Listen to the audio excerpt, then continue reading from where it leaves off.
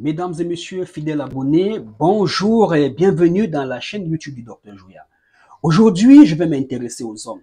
Oui, mon cher monsieur, vous venez de découvrir, après un spermogramme, que c'est vous le problème de procréation dans votre couple. Le ciel vient de vous tomber dessus. Pas grave. Heureusement, il existe à l'hôpital, en médecine traditionnelle, une solution. Une solution, mais à condition de tomber sur le bon médecin de l'hôpital ou encore sur le bon médecin traditionnel. Alors, quelle est l'origine de votre stérilité? Est-ce un problème testiculaire? Avez-vous fait une échographie testiculaire? Pour penser à une échographie testiculaire, il faut se retrouver dans la zone d'azospermie, zéro spermatozoïde.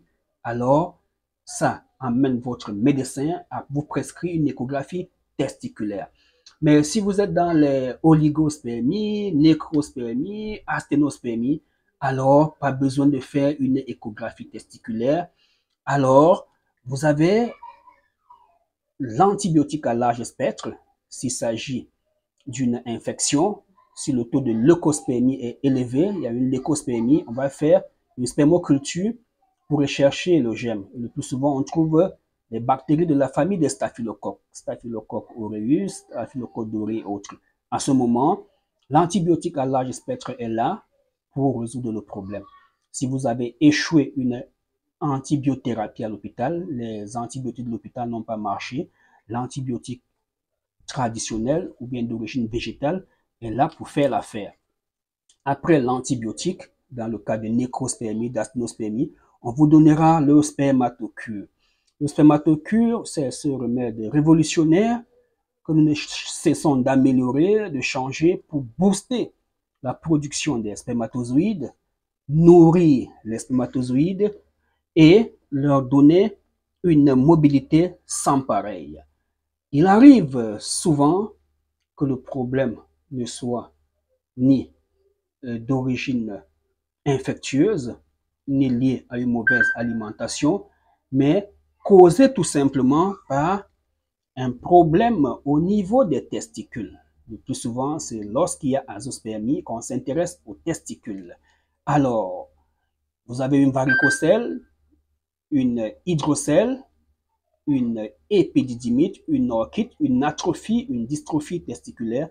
Ce remède est là pour vous aider. Mesdames et messieurs, ne vous stressez plus beaucoup. Revenez sur terre, comme je l'ai dit tantôt. Doucement, doucement. Cherchez à comprendre ce qui ne va pas.